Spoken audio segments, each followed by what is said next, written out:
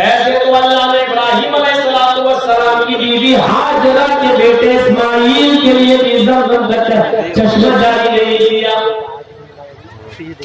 ہاجرہ دیکھ رہی ہے میرے بیٹے کے ہونٹ سوکھ چکے اور ابراہیم مجھے اللہ کے بھروسے پر چھوڑ کر چلے گئے. لیکن اللہ ایسے تو نہیں دے گا کہ ہم ہاتھ پہ ہاتھ لگے بیٹھے رہے. قرآن پڑھیے, حدیث پڑھیے.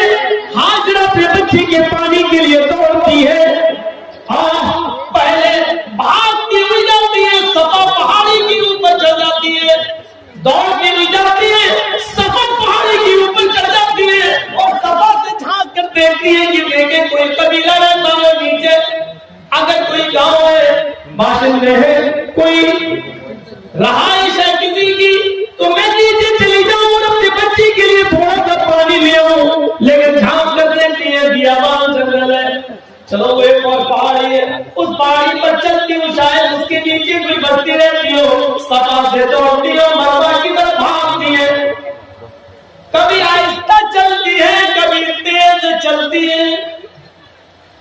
مروا پہاڑی پر پہنچ جاتی ہے, وہاں سے جھانک کر دیکھتی ہے, ادھر بھی کوئی قبیلہ نہیں, کوئی گاؤں نہیں, کوئی بستی نہیں. صفا سے مروا, مروا سے صفا, صفا سے مروا, مروا سے صفا, صفا سے مروا, مروا سے صفا, پھر صفا سے مروا. 7 چکر لگاتی ہے اور 7 چکر لگانے کے بعد تھک گئی, آ گئی اپنے بیٹے کے پاس. اللہ, میرے شوہر ابراہیم مجھے اور اس بچے کو تیرے حفظ و امان میں چھوڑ کے گئے, تیرے بھروسے پر چھوڑ کر گئے, اور میں عورت ہوں, جتنا دوڑنا تھا میں نے دوڑ لی, جتنی محنت کرنا تھی میں نے کر لی اپنے بچے کے پانی کے لیے. ایک عورت صاحب اپنے معصوم اور دودھ پیتے بچے کو چھوڑ کر کہاں جا سکتی ہے؟ اے اللہ, میرے بیٹے کے لیے پانی کا انتظام کر دے. دل سے جو آہ نکلتی ہے وہ اثر رکھتی ہے, پر نہیں طاقت پرواز مگر رکھتی ہے. ہاجرہ کی آواز دل سے نکلی تھی, نظریں آسمان سے نیچے کی, کیا دیکھتی ہے کہ میرا بیٹا اسماعیل کس جگہ پر ہجرت کر رہا ہے. اللہ نے جبریل کو حکم دیا, اپنا وہیں پر پڑھو. جبریل نے وہیں پر اپنا فرمایا اور وہیں سے پانی کا چشمہ جاری ہو گیا. پانی کا چشمہ جاری ہو گیا. ہاجرہ نے پانی کو بڑھتے ہوئے دیکھا تو اس کی منڈیر باندھنے لگی, یہ بہ نہ جائے, پانی کہیں ختم نہ ہو جائے. وہ بیچاری منڈیر باندھنے لگی, مٹی سے کھا کر کبھی اس کی منڈیر باندھنے لگی. اللہ کے نبی نے فرمایا, اللہ ہاجرہ پر رحم فرمائے, اگر ہاجرہ نے اس پانی کو گھیرا نہ ہوتا, اس پانی کو گھیرا نہ ہوتا تو اللہ تعالیٰ اس پانی کو ساری دنیا میں پہنچا دیتا, اور جو ساری دنیا میں پہنچ جاتا تو قدر ختم ہو جاتی. جو چیز آسانی سے مل جائے تو اس کی قدر ختم ہو جاتی ہے. آج گنگا جل کی کوئی قدر نہیں ہے. آدمی لے تو لیتا لیکن جلدی پینا نہیں چاہتا, کیونکہ وہ جانتا کہ گنگا میں کتنے لوگ کیا کیا کرتے ہیں, وہ جانتا ہے. لیکن عقیدہ ہے اس لیے لے آتا ہے, بیچارہ بھر کر لے آتا ہے. لیکن آج اس گنگا کی کوئی قدر نہیں ہے.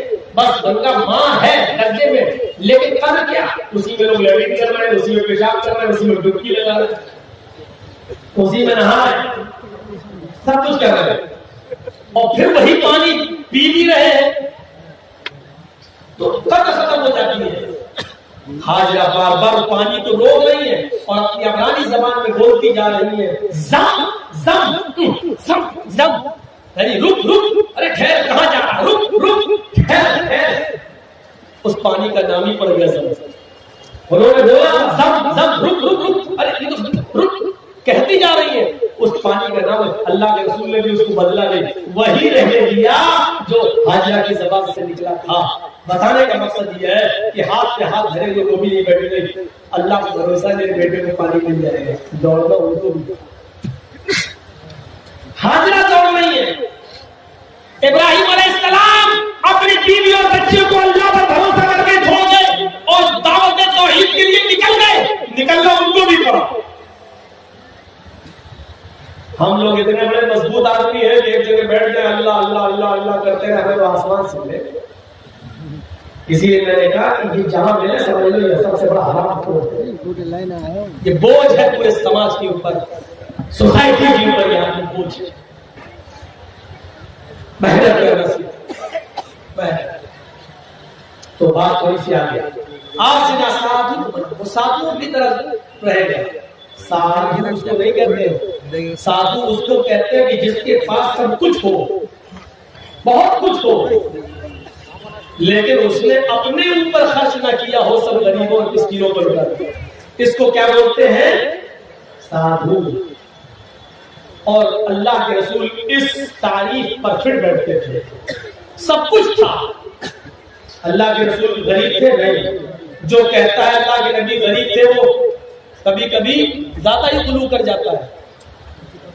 अच्छा, आप कितने जानवरों की कुर्बानी कर लेंगे?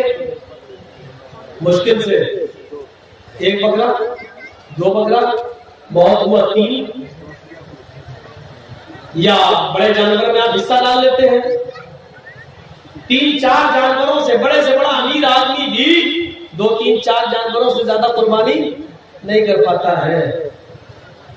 लेकिन अल्लाह के रसूल सल्लल्लाहु अलैहि वसल्लम ने 100 ऊंटों की कुर्बानी,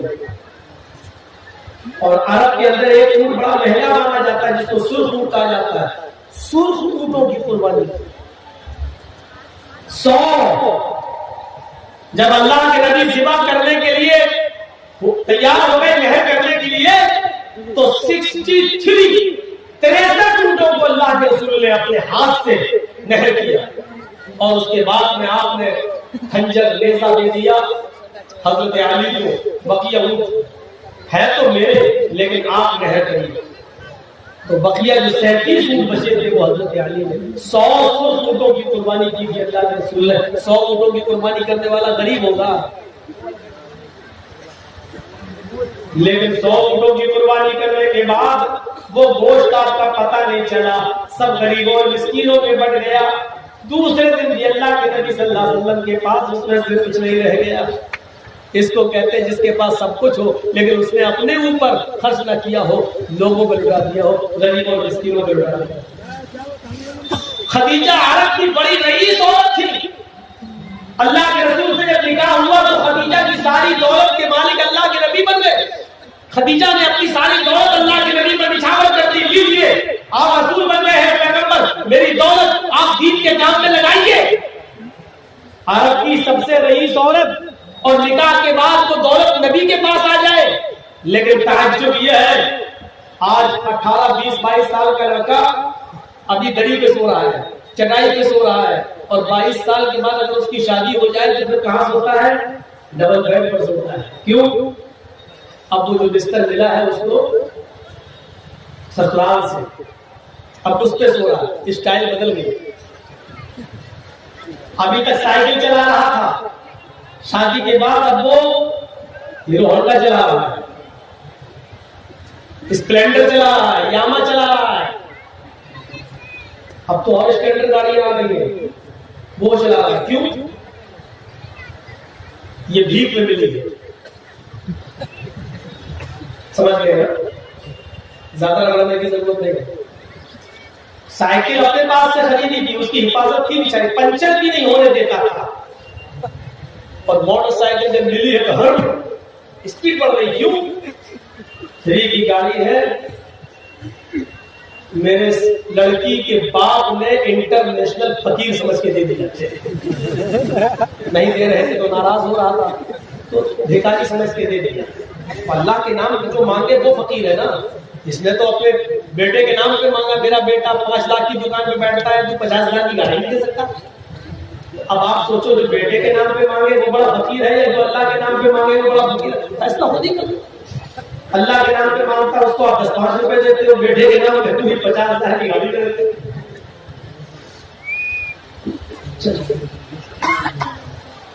अल्लाह के रसूल ने खदीजा से निकाह किया, लेकिन आपके रहने सहने की स्टाइल नहीं बदली। वही चटाई पर सोते थे, वही बिस्तर, खाने पीने की भी स्टाइल नहीं बदली, वही खाते थे जैसे पहले खाते।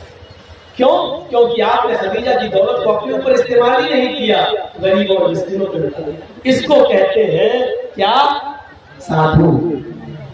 साधु वो नहीं होता है आजकल की तरह, ये भी अपने आप को साधु बोलता है। اب اشارہ ہی کروں گا میں، بقیہ رزلٹ آپ نکال لینا، ضروری نہیں ہے کہ میں سب نام لوں اور ہر وقت کیسی کرواؤں اپنے اوپر، بہت ہو چکے، اب تھوڑا بچنا بھی چاہیے۔ یہ بھی کہتا ہے میں تو فقیر ہوں، جھولا اٹھاؤں گا چل،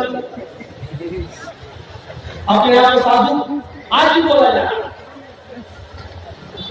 اب دنیا، اب دماغ سے سوچو، کروڑوں روپے کے پلین پہ سفر کرتا ہو وہ آدمی فقیر ہو، 10 لاکھ روپے کا سوٹ پہن کر اوباما کا سواگت کرتا ہو وہ آدمی اپنے آپ کو فقیر کرتا ہو، جس کی جیب میں پین 1 لاکھ روپے کی قیمت کا ہو وہ آدمی یہ کہے میں جھولا اٹھاؤں گا چاہیے، کیسا لگا یہ جھولا؟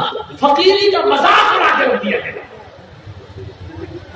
سادھو اس کو کہتے ہیں کہ جس کے پاس مال و دولت کی کمی نہ ہو لیکن اس نے اپنے اوپر خرچ نہ کیا ہو، سب کچھ غریب اور مسکینوں پہ لٹا دیا ہو، اور اس تعریف میں محمد رسول اللہ صلی اللہ علیہ وسلم۔ کتنی چیزیں ہو گئی؟ عشق و معشوق وہاں پہلی چیز گھوڑا ملے گا جس بجلی سے بھی زیادہ تیز رفتار سے چلے گا، دیودت جگت پتی، دیودت اللہ دے گا، جگت پتی جو پوری دنیا کے لیے رکشک بن کر رحمت بن کر آئے گا، یعنی محمد رسول اللہ کو رحمت اللہ نبی کو 2 چیزیں۔ تیسری چیز آسنا سادھو وہ سادھوؤں کی طرح رہے گا، یعنی اس کے پاس مال و دولت کی کمی نہیں ہوگی لیکن وہ مال و